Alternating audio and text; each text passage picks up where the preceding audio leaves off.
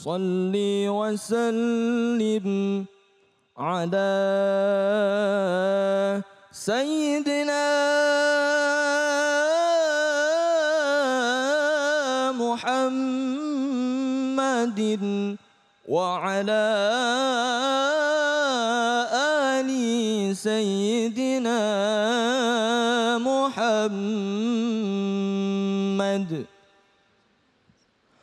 رقت عيناي شوقا ولطيبة ذرفت عشقا فأتيت إلى حبيبي فهدأ يا قلب ورفقا.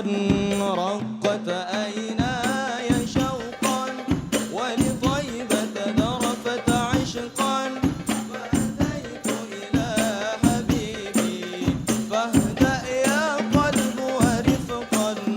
صلي على محمد السلام عليك يا رسول الله. السلام عليك يا حبيبي يا نبي الله. السلام عليك يا رسول الله. السلام عليك يا حبيبي يا نبي الله يا رسول الله.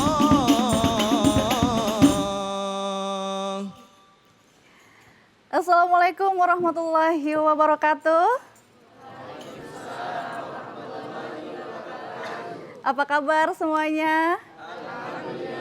Alhamdulillah sehat semua ya. Alhamdulillahirrabbilalamin. Ini dari Majelis Taklim An-Nahdliyah Putri dari Universitas Nahdlatul Ulama Yogyakarta. Kemudian yang sebelah kiri ada dari An-Nahdliyah Putra dari Universitas Nahdlatul Ulama Yogyakarta. Masya Allah. Pemirsa dimanapun Anda berada, senang sekali pada kesempatan hari ini saya Nurma Sinta kembali bersua menyapa Anda. Tentunya dalam satu program yang insya Allah menjadi jembatan untuk kita semua dalam meningkatkan keimanan, Islam dan juga ihsan, serta bisa menjadi jembatan kita untuk selalu mempererat tali ukhuwah Islamiyah di antara kita semua. Di mana lagi kalau bukan di Tablik Islami, membumikan Al-Quran, mempersatukan umat. Masya Allah sekali. Dan pada kesempatan hari ini kita akan berbincang-bincang terkait dengan tema agama adalah ketulusan. Karena di dunia yang penuh tantangan dan juga godaan ini kita seringkali dihadapkan pada pertanyaan besar, apa sebenarnya makna dari agama dalam kehidupan sehari-hari? Apakah sekedar ritual dan aturan atau ada sesuatu yang lebih dalam yang harus kita resapi? Untuk itu pada hari ini kita akan berbincang-bincang dan kita mendengarkan nanti ada tausiah dan juga yang siap untuk berbagi ilmu pengetahuan untuk kita semua bersama dengan Ustadz Sigit Yulianta. Kita sapa dulu. Assalamualaikum warahmatullahi wabarakatuh. Waalaikumsalam warahmatullahi wabarakatuh. Apa kabar Ustadz? Alhamdulillah baik Mbak Nurma. Baik, sehat gitu ya Ustadz ya. Sehat. Begitupun pada hari ini kita kedatangan majelis taklim yang luar biasa ya Ustadz ya. Insya Allah soleh-soleha. Baik Ustadz, terkait dengan tema kita yakni agama adalah ketulusan nih Ustadz. Betul. Nah apa sih sebenarnya inti pesan dari ungkapan agama adalah ketulusan itu Ustadz? Baik, Alhamdulillah. Alhamdulillahirrabbilalamin. Allahumma salli ala nabiyyina Muhammadin wa ala alihi wa ashabihi ajma'in wa ba'd. Baik, Mbak Nurma juga mas-mas, mbak-mbak sekalian, juga pemirsa yang dirahmati Allah Subhanahu wa taala. Menjadi penting bagi kita untuk memahami agama dan keberagamaan. Karena banyak orang beranggapan orang beragama sekedar secara formalitas memeluk satu agama. Betul. Dalam hal ini Islam misalnya. Kemudian secara lahiriah ya misalnya menggunakan kopiah, menggunakan sarung, baju takwa, pakai hijab dan sebagainya. Pada tataran lahiriah itu benar, tetapi apakah semata itu? Tentu saja tidak. Karena tatkala kemudian kita menelusuri ayat-ayat Quran, hadis-hadis Nabi sampai pada fakta sejarah kehidupan Nabi dan para sahabat, kita akan menemukan agama dan keberagaman itu ya sedemikian lengkap, utuh dan menyeluruh. Sehingga ia tidak hanya tampilan fisik lahiriah, tampaknya orang yang tengah beragama atau kelihatan Islami, tetapi sampai pada kualitas hati, hati yang itu akan muncul dalam bentuk kualitas ucapan, sikap, dan perilaku yang sepenuhnya menebarkan kemanfaatan. Sehingga misi Risalah Islam Rahmatan lil Alamin ini tidak sekedar dibaca, tetapi ia telah menjadi satu fakta. Ia menjadi kenyataan yang menebarkan kemanfaatan bagi manusia. Jadi Untuk kemaslahatan ya, umat dan itu gitu ya. menarik sekali ketika kemudian Allah Subhanahu wa taala melontarkan kalimat tanya, ara'aital ladzi yukadzibu bidin. Tahukah kamu siapa orang yang mendustakan agama itu? Jadi ini kalimat tanya yang sangat menarik perhatian. Ya, seolah ada orang yang beragama tetapi ternyata ia berdusta. Ya, ada tampilan lahiriah seseorang yang tampak beragama, tapi pada fakta yang sesungguhnya ia melakukan kedustaan yang meskipun tampak beragama gitu. Bahkan pada ayat itu diungkapkan ia termasuk al-musallin, ia termasuk bagian dari orang-orang yang mengerjakan sholat. Dan sholat menjadi simbolisasi yang paling menonjol dari keberagamaan seseorang gitu. Tetapi Allah mengungkap bahwa meskipun ia masuk dalam kelompok al-musallin, ia tetap celaka karenanya. Fawailul lil musallin, maka celakalah orang-orang yang sholat. Alladzina hum an sholatihim sahun. Ada keterangan memang kemudian setelah ayat itu adalah mereka yang lalai dari sholatnya. Maka itu berarti keberagamaan dalam bentuk praktis melakukan ritual peribadatan sholat misalnya tidak semata yang dituntut darinya sekedar mengerjakannya. Karena jika sekedar mengerjakannya al-musallin, ya masih mungkin celaka. Ya tidak kemudian otomatis menjadi selamat karenanya. Yakni tatkala ia lalai dari sholat yang dilakukannya. Lalu apa yang dimaksud sebagai orang yang lalai dari sholat yang dilakukannya? Itulah yang di awal ayat disebut sebagai yukadzibu bidin, orang yang mendustakan agama. Ya, ia tampak beragama tapi sesungguhnya tengah berdosa saja. Kenapa? Karena ia melakukan ritual peribadatan di dalam agama ini, tetapi saat berinteraksi secara sosial tidak ada kemanfaatan nyata yang ia berikan kepada manusia. Dia termasuk fadzalikal ladzi yad'ul yatim wa la yahuddu ala ta'amil miskin, menghardik anak yatim, tidak mau menganjurkan orang lain untuk bermakan pada orang miskin. Jadi ada fakta sosial yang butuh kepedulian, kontribusi dari orang ini, tapi ia tidak pernah peduli. Ada kemiskinan, ada fakta anak-anak yatim yang butuh kasih sayang, ia nggak pedulikan sama sekali.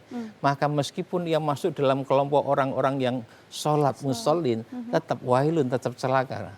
Kenapa? Karena berarti ia lalai dari sholat yang dilakukan olehnya.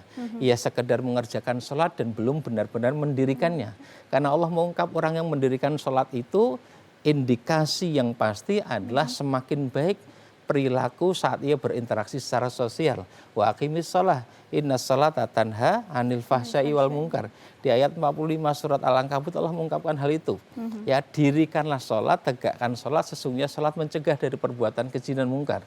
Maka sesungguhnya Allah tengah memberitahukan betapa orang yang menegakkan sholat, mendirikan sholat akan tampak pada perilaku saat ia berinteraksi secara sosial, tercegah dirinya dari perilaku keji dan kemungkaran.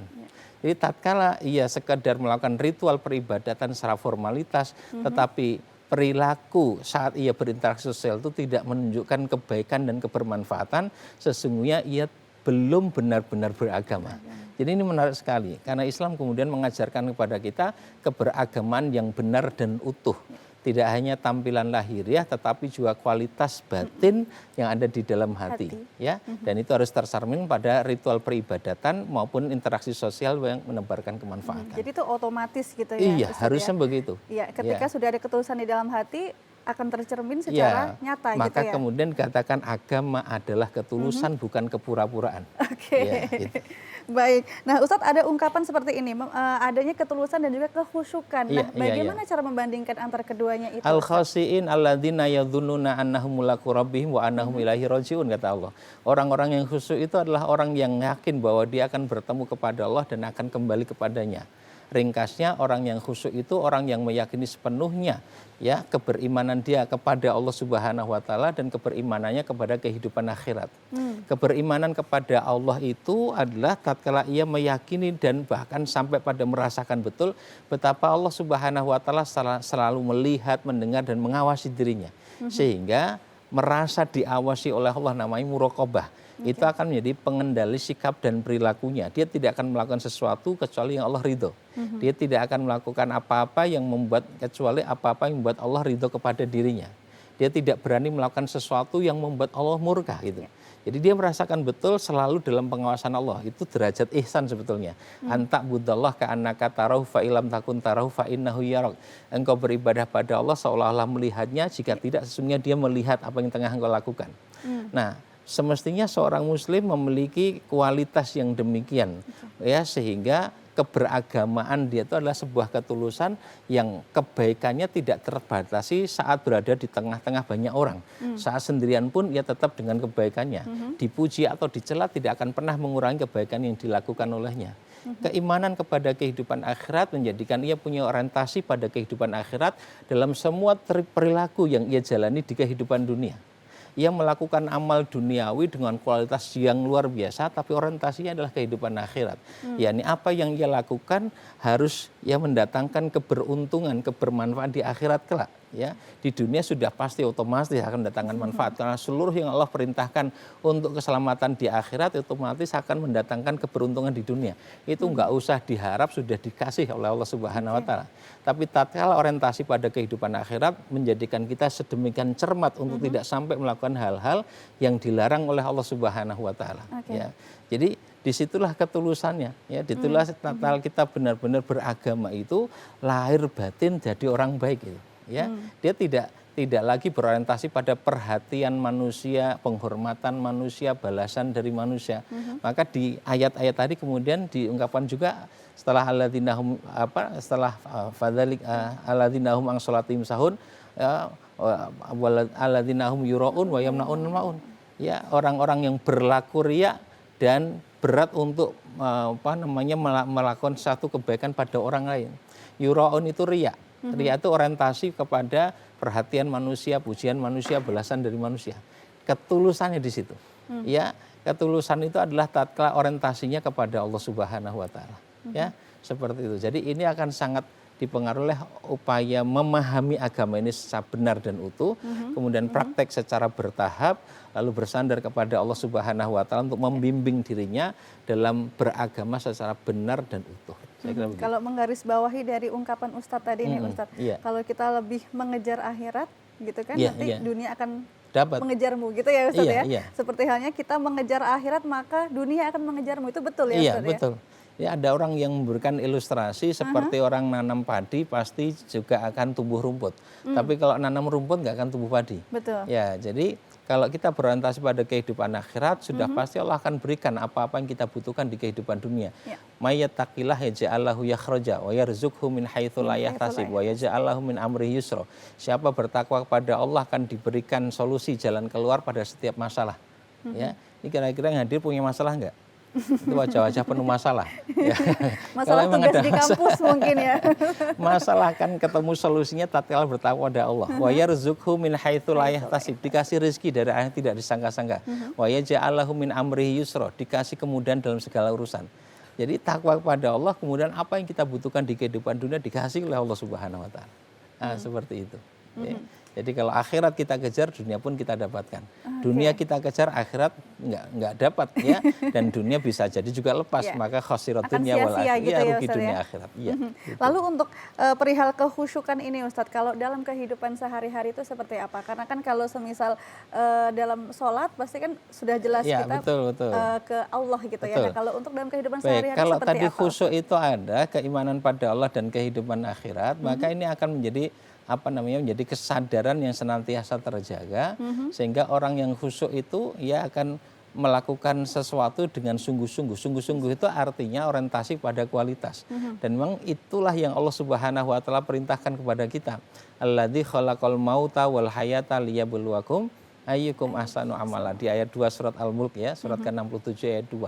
Allah yang telah menciptakan kehidupan dan kematian, yaitu menetapkan hidup dan mati. Liyabluwakum, maka rentang dari kehidupan sampai kematian itu adalah rentang kesempatan liyabluwakum, untuk menguji kalian.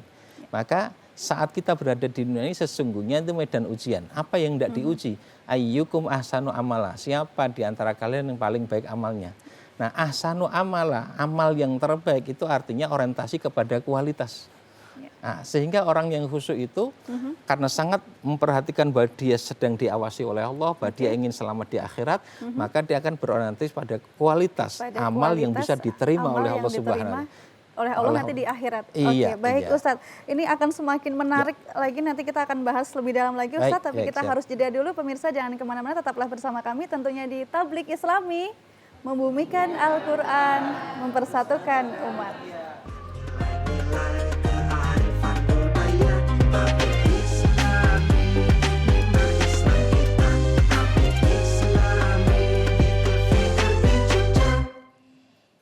أعوذ بالله من الشيطان الرجيم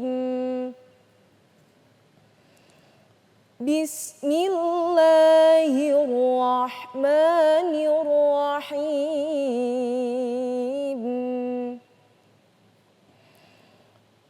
أرأيت الذي يكذب بالدين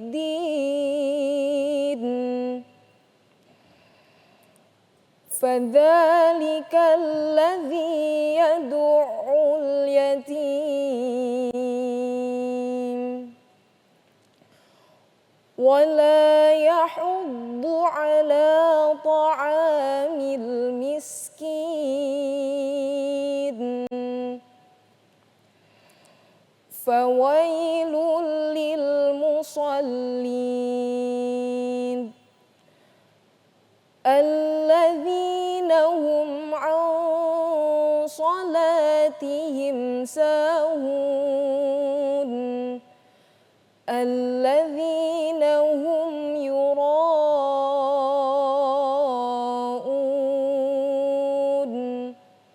ويمنعون الماعون صدق الله العظيم. Sadaqallahul Adzim, maha benar Allah dengan segala firman-Nya. Nah, tadi sudah dibacakan surat Al-Maun ya oleh Putri Sekar. Nah, mungkin dari Sekar nih, ada yang mau ditanyakan ke Ustadz Sekar? Ada Ustadz. Iya, Izin silakan. bertanya, Ustadz. Ya, Sekar. Bagaimana sih peran sebagai seorang pemuda Muslim itu Iya. menunjukkan ketulusan dalam beragama, apalagi di agama Islam itu sendiri? Ya, baik. Ya, bagus sekali. Langsung Ya, dijawab boleh, ya, Mbak Ustaz, langsung Sekar, dijawab. juga pemirsa yang dirahmati Allah Subhanahu wa taala, teman-teman sekalian di studio. Jadi satu saat Nabi bersabda, ad-dinun nasihah, agama itu adalah nasihat gitu. Qulna, para sahabat kemudian bertanya, liman, untuk siapa ya Rasul? Lillahi wali kitabihi wali rasulihi wali aimatil muslimin wa amatihim. Untuk Allah, untuk kitabnya, untuk rasulnya, untuk pemimpin kaum muslimin dan untuk kaum muslimin pada umumnya. Menarik ketika Nabi mengungkapkan ad-dinun nasihah, agama adalah nasihat. Nah, nasihat itu satu akar kata juga dengan nasuha, taubatan nasuha, taubat yang tulus, yang sungguh-sungguh.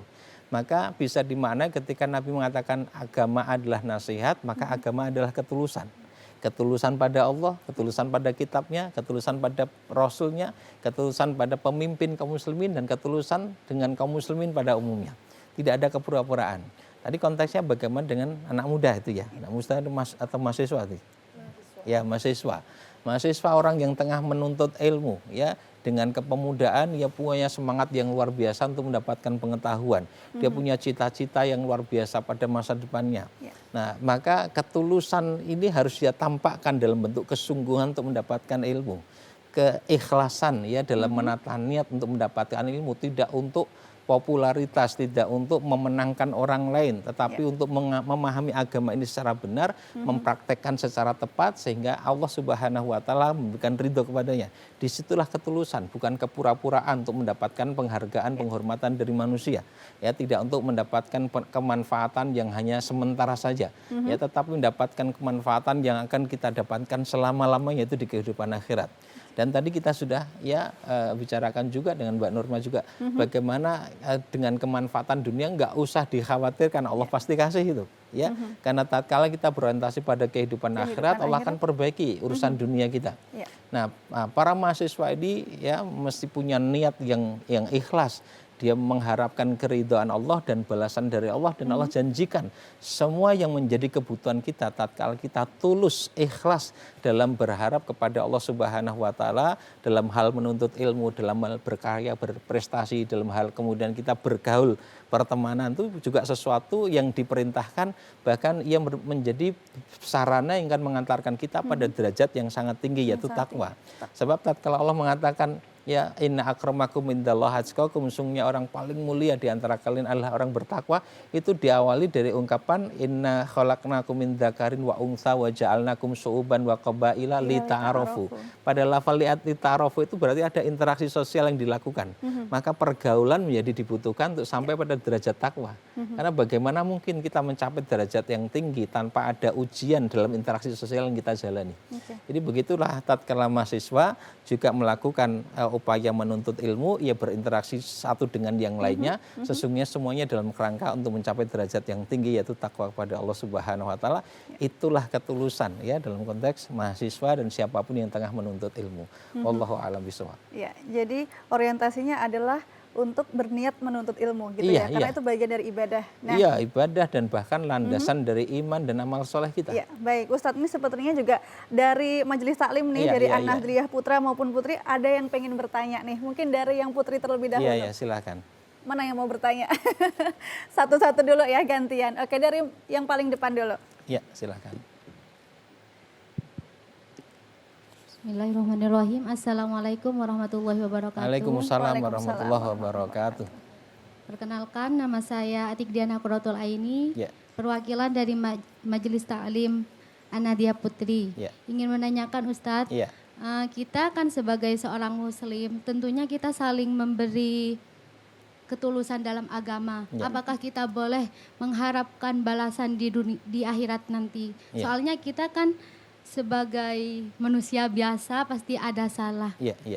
Apakah kita boleh mengharap balasan di akhirat nanti untuk bekal kita akhir hayat? Oke, baik. Terima kasih. Nah, kita tahan dulu Ustadz. Kita beralih ke sayap kiri nih dari Mas-mas nih. Ada yang mau bertanya, Mas? Oke, silahkan Mas.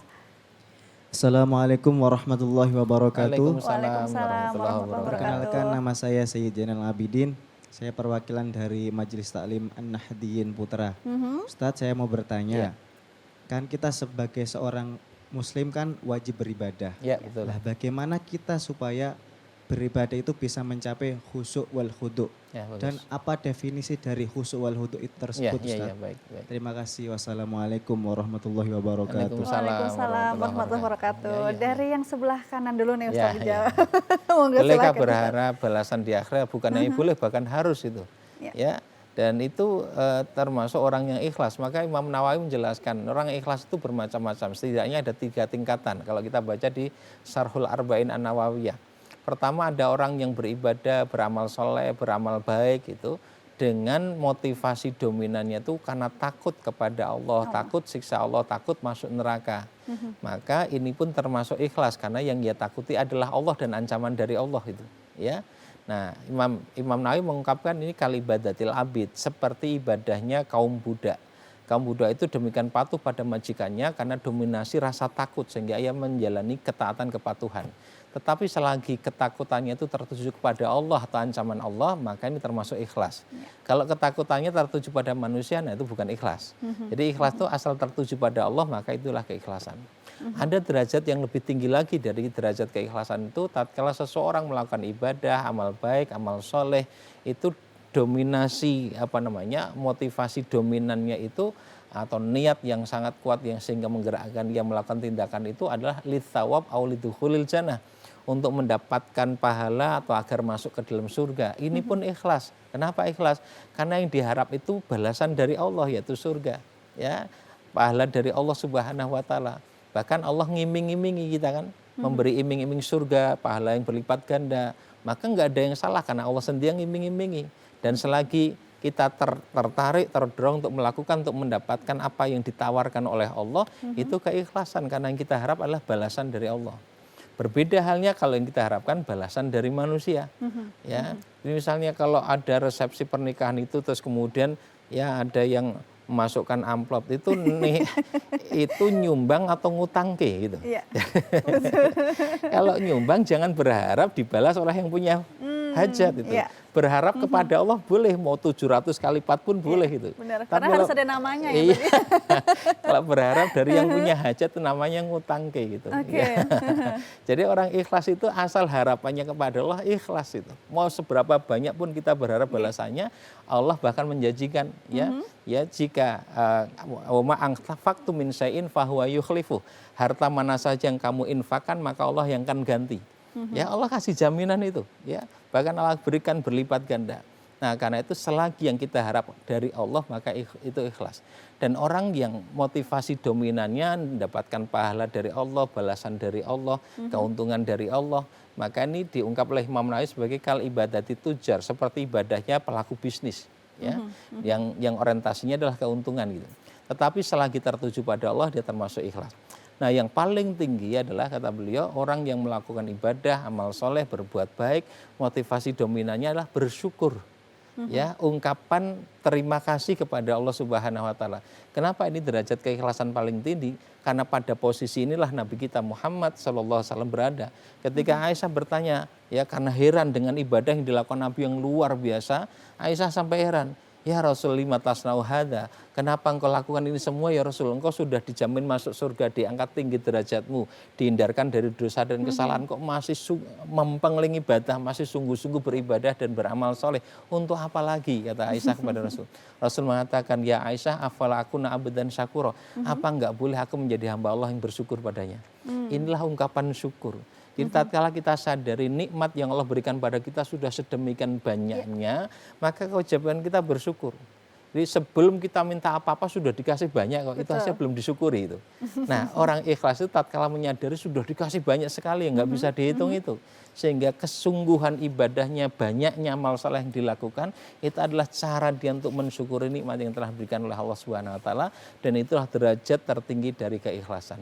Jadi kalau jawaban singkatnya ya boleh bahkan harus berharap balasan dari Allah Subhanahu wa taala ya, baik di akhirat maupun di dunia, terlebih kalau kemudian kita sampai pada derajat paling tinggi tadi, sudah enggak mikir apa yang mau dikasih, yang penting kita sudah dikasih banyak dan bersyukur, itu ikhlas yang paling tinggi. Kalau Mbak Sapa, Mbak Qurratul Ain ini tadi ya Mbak Dian, ya kalau misalnya mencintai seorang laki-laki, kecintaan sangat besar itu ya membuat Mbak Dian ini ketika datang ya kepada orang yang dicinta itu nggak mikir nanti disuguhi apa enggak, tapi ketemu saja dan diterima itu sudah sangat gitu ya. sudah berbunga-bunga. Jadi itulah derajat ketulusan yang paling puncak, itu adalah ridhonya pihak yang sangat kita cintai. Begitulah orang beriman, diridhoi oleh Allah itu sudah lebih dari cukup dari apa-apa yang diharapkan oleh kebanyakan manusia. Ya saya kira itu yang pertama. Ya. Kemudian untuk yang kedua Ustadz, ya, dari pertanyaannya dari Anahdliyah Putra tadi Ustadz. Ya, tadi yang kedua tentang khusyuk wal khudu ya. Ya, jadi bagaimana bisa ibadahnya khusyuk dan khudu, dan khusyuk khudu itu apa ya? Khusyuk tadi sempat kita singgung, di dalam Quran disebutkan al-khashiin, orang-orang yang khusyuk itu adalah alladzina yadzunnuna annahum mulaqu rabbihim wa annahum ilaihi rajiun. Orang-orang yang khusyuk itu adalah orang yang yakin akan bertemu dengan Allah dan akan kembali kepadanya. Ringkasnya, orang khusyuk itu orang beriman pada Allah dan kehidupan akhirat. Maka kekhusyuan itu adalah kualitas batin, kualitas hati. Yang kualitas hati ini menentukan kualitas perilaku lahiriah juga itu yang kita sampaikan tadi. Jadi kalau seseorang itu khusyuk ya, maka yang dia lakukan adalah ketaatan dan kepatuhan.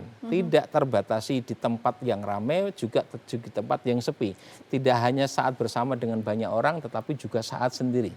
Tidak hanya karena dipuji, bahkan saat dicela pun tidak akan pernah mengubah kebaikan yang dilakukan olehnya. Ini orang yang khusyuk itu. Ya, karena dia berorientasi kepada Allah dan kehidupan akhirat saja gitu.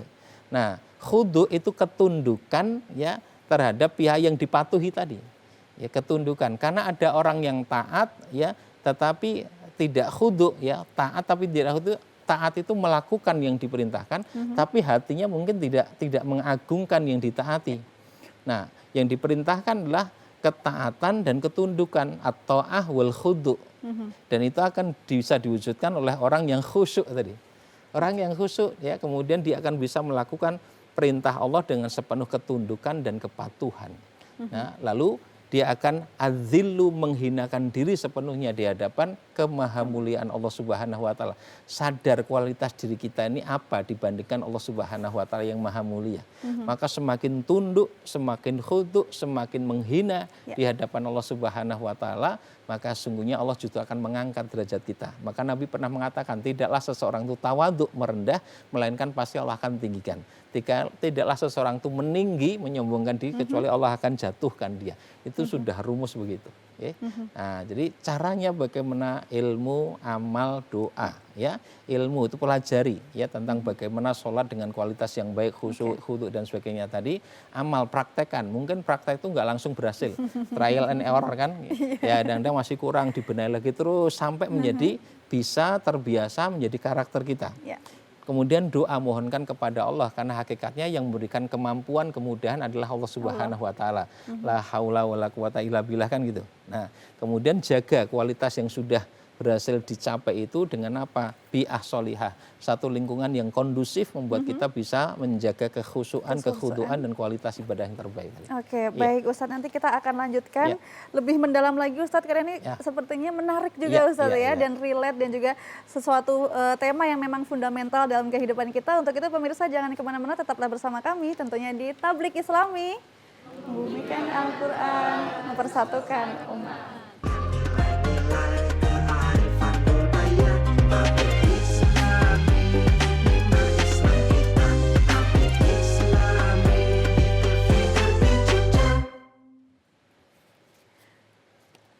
Pemirsa Tablik Islami dimanapun Anda berada, senang sekali kita masih berjumpa kembali dan juga kita akan melanjutkan pembahasan kita terkait dengan agama dan ketulusan ya Ustadz ya. Dan ini masih banyak sebenarnya ya Ustadz ya yang perlu digali karena ini sangat relate dalam kehidupan kita Ustadz. Dan seperti apa nih Ustadz jika kita itu kehilangan ketulusan dan juga kehusyukan dalam kehidupan kita sehari-hari Ustadz? Ya, kalau orang tidak tulus di dalam menjalani kehidupan berarti dia tengah berpura-pura. Ya. Nah, berpura-pura itu hanya bisa dilakukan di hadapan manusia. Ya, manusia bisa tidak mengetahui hakikat yang sebenarnya karena kita simpan di dalam hati atau kita sembunyikan dari pandangan manusia.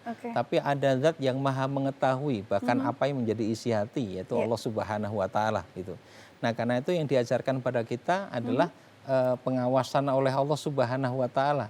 Sehingga tidak ada tempat kecuali Allah maha melihat, tidak akan terlewat satupun kesempatan kecuali Allah maha menyaksikan.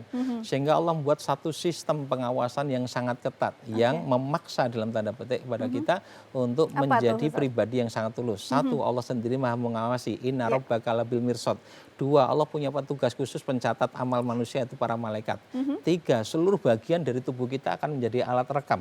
Ya, al-yauma nakhtimu ala afwaihim wa tukallimuna aydihim wa tashhadu arjuluhum bima kanu yaksibun di ayat 65 surat Yasin. Pada hari itu kami kunci mulut mereka, tangan-tangan akan berbicara, kaki memberikan kesaksian tentang semua yang sudah mereka lakukan. Ini alat rekam semua. Yang keempat, seluruh makhluk akan menyampaikan laporan. Yauma idzin tuhaditsu akhbaroha, pada hari itu bumi akan menceritakan berita-beritanya. Nabi bertanya kepada para sahabat, apa yang kalian tahu tentang akhbaroha, berita-beritanya? Para sahabat menjawab, Allahu wa rasuluhu a'lam, Allah dan Rasulnya yang lebih tahu. Kita mboten mangertos yang Nabi, kita nggak ngerti. Lalu kemudian mengatakan, di hari kiamat bumi akan berkata kepada Allah, ya Allah si fulan di sini melakukan ini, ya Allah si fulan di situ melakukan itu. Itu dilaporkan semua. Oke, ibarat kata dunia ini banyak CCTV-nya gitu ya Ustadz ya? CCTV-nya seluruh bagian dari tubuh kita. Laporan seluruh makhluk, Allah ini maha mengawasi, catatan dari para malaikat. Mau lari kemana kita? Jadi dengan cara seperti itulah sungguhnya kita akan memaksa diri kita untuk melakukan ya perintah Allah dengan sungguh-sungguh. Tidak ada lagi kepura-puraan, yang ada adalah ketulusan.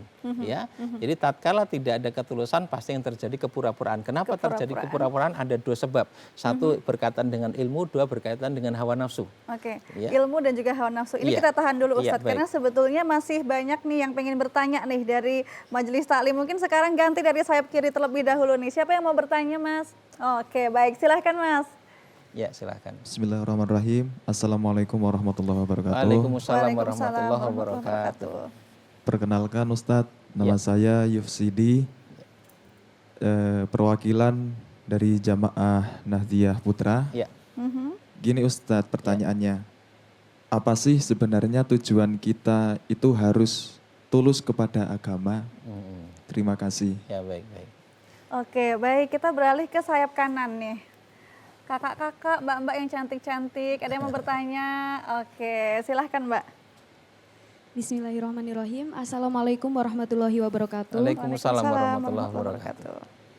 Saya Syarifah Nurul Hidayah dari perwakilan Majelis Ta'lim An-Nahdiyin Putri Universitas Nahdlatul Ulama Yogyakarta. Ya. Izin bertanya Ustadz, bagaimana ketulusan dapat mempengaruhi hubungan antar umat beragama? Iya. Antar umat dalam beragama. Ya, Terima ya. kasih. Baik, terima kasih. Nah, dari yang sayap kiri dulu nih Ustadz, dijawab terlebih dahulu. Kenapa mesti tulus beragama? Ya, mesti tulus. Kenapa diwajibkan gitu Ustadz? Kenapa ya Ustadz ya kira-kira? Ya, begini.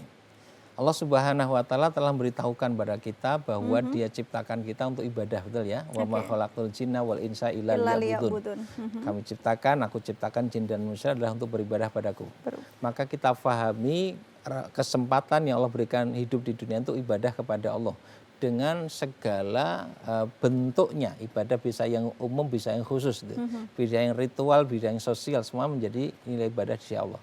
Dan kita yang kita inginkan adalah yang kita lakukan benar-benar melaksanakan apa yang Allah perintahkan. Dan nanti akan dinilai kan itu. Ya, ada waktu tatkala semua yang dilakukan itu akan dinilai oleh Allah Subhanahu wa taala. Sementara penilaian oleh Allah Subhanahu wa taala penilaian yang sangat teliti, sangat rinci, sangat cermat, tidak ada yang terlewat. Ya, maka disitulah kemudian dibutuhkan ketulusan. Tidak boleh ada kecurangan, tidak boleh ada kepura-puraan karena pasti akan diketahui itu. Ibarat kita sedang melakukan satu perlombaan, ada tata aturan yang dibuat, ada hasil-hasil yang harus dicapai. Ketika sudah sampai di finish, nanti kemudian akan dinilai pemenangnya siapa. Nah, di akhirat juga begitu. Kita di dunia itu diuji dengan perintah dan larangan. Ya, maka kita sungguh-sungguh atau tidak, malas atau bersemangat, pura-pura atau tulus. Itu Allah Maha tahu pada saatnya terminal akhirnya di akhirat dan akan dinilai apa yang kita lakukan dan akan dapat balasan apa yang sudah kita upayakan. Jadi kenapa kita mesti tulus? Karena nanti akan dinilai dan saatnya kita akan mendapatkan balasan dan kepura-puraan menjadikan yang kita lakukan tidak akan punya nilai di sisi Allah Subhanahu wa taala. Ya, sehingga orang-orang yang kafir misalnya nggak punya iman walaupun amal yang dilakukan amal-amal kebaikan, tapi Allah menetapkan aturan kalau landasannya bukan iman maka amal yang dilakukan itu tidak akan dinilai oleh Allah Subhanahu wa taala. Maka di akhir surat Al-Kahfi itu disebutkan, mau tidak aku beritahu pada kalian orang yang paling merugi amalnya, yaitu orang yang yahsabuna annahum yuhsinuna sun'a. Mereka tuh merasa telah melakukan amal yang sebaik-baiknya, tetapi di akhirat tidak mendapatkan sedikit pun bagian. Kenapa? Karena mereka tuh kafaru bi ayati rabbihim, kafir terhadap ayat-ayat Tuhannya. Ya, sekalipun amal baiknya banyak tapi landasannya bukan iman, fa'ahbata amaluhum, Allah akan hapus amal-amal mereka dan tidak ada penimbangan terhadap amal yang mereka lakukan. Itulah kenapa kita mesti tulus, ya. Kemudian yang kedua, bagaimana ketulusan ini dalam praktek keberagamaan. Ya, dengan kehidupan beragama. Justru ketulusan itu membuat kita memang harus konsisten dengan prinsip keimanan ini. Ya, justru saat kita sungguh-sungguh mempraktekkan iman ini, maka yang muncul kemudian adalah tasamuh, toleransi, menghormati pihak lain yang bahkan berlainan agama. Ya, Nabi SAW luar biasa. Ada anak orang Yahudi sakit, Nabi pertama kali yang menjenguk. Ada jenazah orang Yahudi lewat, Nabi berdiri tetap menghormatinya. Ya, tetapi tidak akan melakukan ritual ibadah yang dicampur gitu. Ya, tidak akan mencampur adukkan akidah dan ritual peribadatan. Dalam hal ini kemudian berlaku lakum dinukum waliyadin, bagimu agamamu, bagiku agamamu. Justru ini toleransi yang benar. Ya, kalau kita memaksa orang untuk mengikuti ritual agama kita tuh namanya kita nggak toleran. Sebagaimana pihak lain misalnya mengajak kita untuk melakukan ritual ibadah yang berbeda dengan keyakinan kita, justru itu tidak toleran. Toleransi itu tatkala memberikan kesempatan monggo kepada pihak yang punya keyakinan dengan keyakinannya, dengan ritual ibadahnya itu. Tapi saat interaksi sosial saling menghormati, wong sama-sama manusia kok gitu. Kalau ada yang sakit, apapun agamanya ya dijenguk, ya ditolong, ya didoakan sembuh, silakan itu. Ya, disitulah ketulusan beragama itu dalam praktek keberagaman dengan siapapun, termasuk pada mereka yang berlain agama sekalipun. Sehingga indah sekali dan ini sudah menjadi fakta sejarah, ya, di mana ketika Islam difahami secara benar dan utuh, yang terjadilah kehidupan yang harmonis bahkan antar pemeluk agama yang berbeda-beda. Ya, tapi tatkala tidak difahami dengan benar dan utuh, ya bisa terjadi salah paham, salah dalam menjalani kehidupan beragama yang parsial, tidak utuh ya, sepotong-sepotong, maka justru menampakkan wajah yang tidak sebenarnya, maka menjadi gambaran yang buruk, lalu orang menjadi salah di dalam memahami agama ini. Gitu. Jadi kalau agama ini difahami dengan benar, dipraktekkan dengan utuh, justru yang lahir adalah kedamaian sebagaimana makna Islam itu. Islam itu selamat damai gitu. Maka saat dipraktekkan Islam, yang terjadi adalah kedamaian. Nah, ya Nabi bisa mengatakan afsus salam, sebarkanlah salam, bukan hanya ucapan assalamualaikum, tapi juga menebarkan keselamatan dan kedamaian. Wallahu a'lam bishawab. Nah, tapi begini Ustadz, di zaman sekarang ini ya Ustadz ya, yang sudah marak di dunia digital, ada medsos juga, ada Instagram, TikTok dan lain sebagainya, di mana segala sesuatu tuh bisa dipamerkan begitu ya Ustadz ya. Nah, itu kan kita sulit untuk bisa membedakan mana yang tulus dan mana yang enggak Ustadz. Nah, itu seperti apa dari pandangan Ustadz? Kita terhadap orang lain itu sama-sama manusia hanya menilai apa yang lahir saja. Karena kondisi batin hanya menjadi pengetahuan Allah Subhanahu wa taala, kemudian diri kita masing-masing. Nah, sehingga kalau orang lain berbuat baik, sudah nilai itu baik saja. Nggak usah mengatakan kamu nggak ikhlas, dan ngerti dari mana wong itu hati kok. Karena dari hati. Itu urusannya dengan Allah kalau kita nilai orang lain. Nah, tetapi koreksi terhadap diri kita sendiri, introspeksi, kita berupaya untuk tulus. Kita tidak semata-mata agar dipuji atau dihargai orang, tetapi cukup bagi kita Allah yang melihat dan akan memberikan penilaian serta balasan gitu. Ya, jadi terhadap orang lain dinilai saja secara lahiriah. Jadi misalnya ini lagi umroh nih, terus kemudian update status, nggak usah dinilai, ini orang cuma mau pamer, enggak, kita nggak tahu persis dorongan batinnya apa. Betul, yang baik siapa tahu untuk memotivasi orang untuk bisa dapat dia justru berangkat juga ngajak ke tanah kita suci. motivasi, menginspirasi, itu saja kita nilai secara baik saja. Ya, kondisi batin sudah terserah. Wa hisabuhum 'alallahi ta'ala, hisabnya itu yang menghitung adalah Allah Subhanahu wa taala ya. Cuman tuntutan pada diri kita berupaya betul untuk benar-benar tulus ikhlas dalam melakukan apapun ya. Tapi boleh memang dalam masalah infak pun, di ayat-ayat tentang infak dan sedekah itu, kamu tampakkan sedekahmu itu baik, tapi kamu sembunyikan itu bisa lebih baik. Jadi kadang-kadang justru dibutuhkan menampakkan sebagai bentuk ajakan, ya, yang buat manusia terajak dan melakukan kebaikan. Ya. Jadi kalau kebaikan tidak ditampakkan, yang tampak adalah buruk, maka itu yang kemudian nanti akan tersebar luas dan diikuti oleh banyak orang. Maka menampakkan kebaikan juga ada kebutuhannya sebagai upaya untuk mengajak manusia melakukan kebaikan yang semakin luas. Wallahu a'lam bishawab. Baik Ustadz, nah juga menyambung yang awal tadi nih Ustadz ya, terkait dengan bagaimana kita niatnya itu tulus untuk menuntut ilmu, misalnya seperti kakak-kakak di sini yang hadir kan masih mahasiswa. Nah, tapi kalau niatnya nih Ustadz, kadang kan kita tidak bisa memungkiri bahwasanya kita pengen juga mendapatkan gelar gitu. Nah, betul tidak? Nah, itu bagaimana nih Ustadz? Iya, itu tadi. Jadi luruskan niat. Jadi kan tidak meniatkan untuk punya gelar juga dapat gelar kok gitu. Ya. Tapi kalau tidak meniatkan untuk mendapatkan pahala dari Allah, balasan dari Allah, ridha dari Allah, gelar didapatkan tetapi pahala nggak dapat gitu. Ya. Tapi kalau niatkan untuk dapat pahala, kemudian dapat penilaian yang baik dari Allah, bersungguh-sungguh untuk melakukannya, sudah gelar dapat, pahala dapat kan gitu.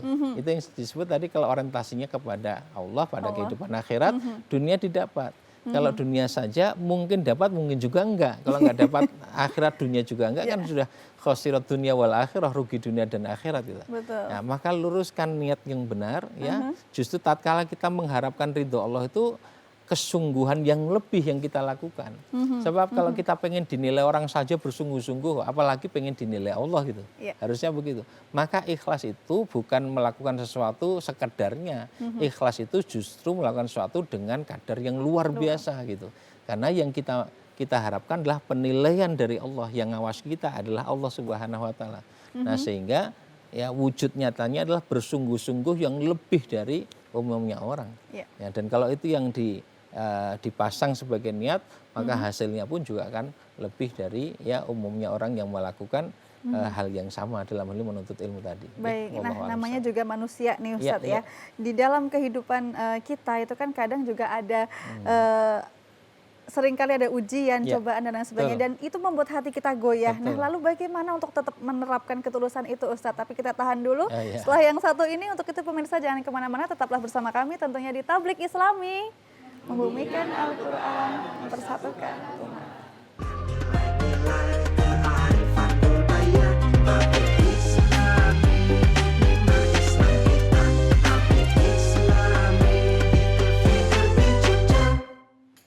Ya, pemirsa, agama adalah ketulusan. Ini luar biasa banget ya Ustadz ya. Temanya sangat menarik dan juga fundamental dalam kehidupan kita karena benar-benar relate. Nah, tadi belum sempat dijawab nih Ustadz terkait dengan di dalam kehidupan manusia ini tentu saja banyak sekali ujian, cobaan yang menerpa gitu ya Ustadz ya. Terkadang membuat hati dari setiap manusia tuh goyah ketika diberikan ujian. Nah, lalu bagaimana Ustadz kita itu bisa tetap istiqomah dalam ketulusan, kekhusyukan kita di saat diterpa banyak ujian Ustadz? Baik, justru itu indahnya Islam.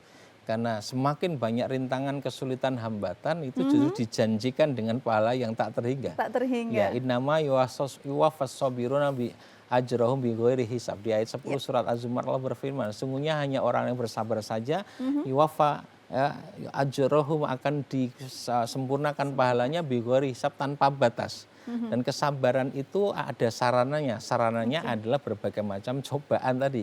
Kesulitan, kepayahan, rintangan, dan sebagainya. Itu adalah wasilah, sarana yang dibutuhkan untuk bisa menempa kesabaran. Bagaimana bisa sabar kalau wasilahnya nggak ada. Maka tatkala Nabi mengungkapkan bahwa mayyuridillahu bi khairan, siapa yang dikehendaki Allah jadi orang baik, itu atahu musibatan, didatangkan musibah. Itu benar. Karena dengan didatangkan musibah menjadi ada peluang untuk bersabar. Dengan bersabar dinaikkan derajat. Dia dilipat gandakan pahala sampai tak terhingga. Dihapuskan dosa dan kesalahannya. Jadi sudut pandang inilah yang kemudian menjadikan seorang muslim itu tidak akan pernah mengalami keputusasaan. Ya, semakin sulit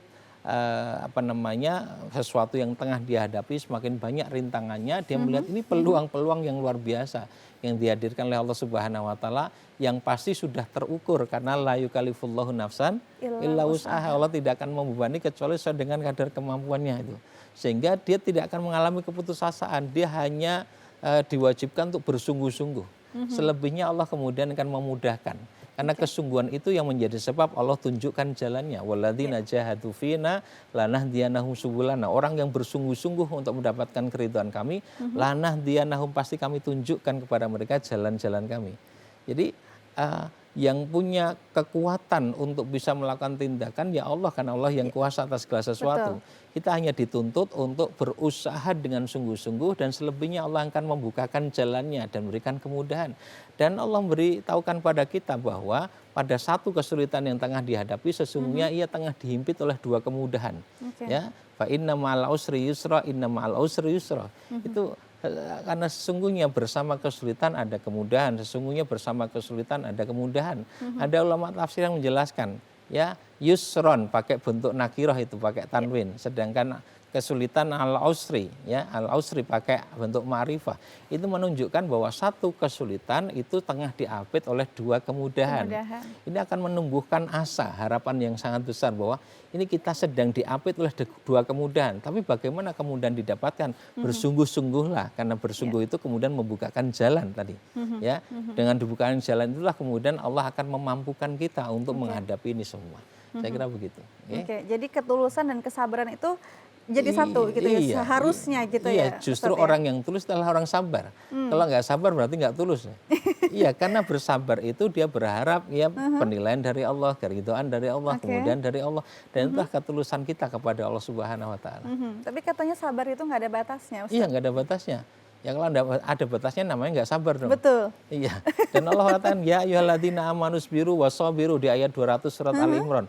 Wahai orang-orang beriman, bersabarlah kamu, wasabiru, dan kuatkan kesabaran tuh. Kalau sabar ada batasnya, maka wasabiru, sabarlah kalian. Kalau nggak sabar ya sudah nggak apa-apa deh, nggak begitu kan? Ya wasabiru, kuatkan lagi. Sudah sabar ya sabarkan lagi, begitu. Maka nggak ada batasnya kesabaran itu. Ya, baik Ustadz. Nah, lalu apa kaitannya antara ketulusan dan juga berserah diri? Tadi juga sempat Ustadz singgung ya, kalau kita kalau sudah orang sabar, tulus mengharapkan ridho Allah, dia harus berserah dirinya kepada Allah Subhanahu wa taala. Tawakal dan berserah diri tawakal begitu ya Ustadz ya. Iya. Jadi tawakal itu tidak meniadakan usaha, justru memaksimalkan usaha dan bersandarnya kepada Allah yang Maha Kuasa. Jadi Gitu. apapun yang kita lakukan di dunia ini dipautkannya kepada Allah, Iya, gitu betul. ya. Totalitas pada Allah. Jadi tidak perlu ada keluh kesah dan apapun segala macam. Iya, karena bagi orang beriman semua akan jadi kebaikan. Akan jadi kebaikan. Tidak ada yang tidak baik. Ya, sampai Nabi mengungkapkan ketakjuban, ajib dalam bahasa kita, menakjubkan orang beriman itu. Ajaban li amril mukmin, menakjubkan, ajib sekali orang mukmin itu, kata Nabi.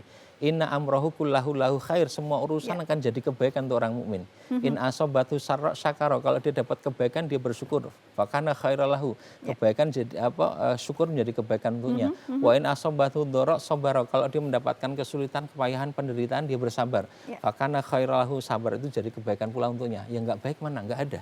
Baik Ustadz, nah untuk terakhir nih Ustadz, pesan yang ingin Ustadz sampaikan nih untuk kita semua, yang supaya kita ini terus untuk bisa meningkatkan ketulusan, kesabaran dan juga tetap terpaut pada Allah, meskipun ada cobaan tidak goyah, apa Ustadz pesan untuk kita semua? Baik teman-teman sekalian, juga pemirsa yang dirahmati Allah Subhanahu Wa Taala, juga Mbak Nurma, hidup kita cuma sekali, tidak ada perpanjangan waktu, tidak ada perpanjangan kontrak kerja. Ya, tetapi yang sekali ini harus menjadi berarti dan menyelamatkan kita pada kehidupan akhirat kelak.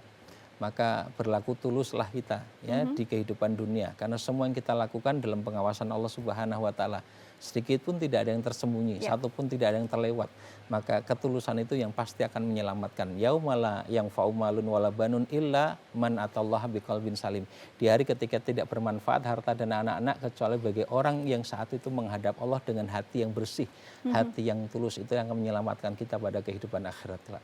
Wallahu a'lam bishawab. Masya Allah, terima kasih Ustadz. Jadi kata kuncinya adalah hidup sekali, jadikan hidup itu berarti. Begitu ya Ustadz ya, terima kasih atas waktunya dan juga ilmu yang sudah disampaikan dan juga di-sharingkan untuk kita semua. Mudah-mudahan kita semua bisa glowing secara lahiriah dan juga batiniah. Akhirnya saya Nurma Sinta mewakili kerabat kerja yang bertugas. Pamit undur diri. Wassalamualaikum warahmatullahi wabarakatuh. Waalaikumsalam warahmatullahi wabarakatuh.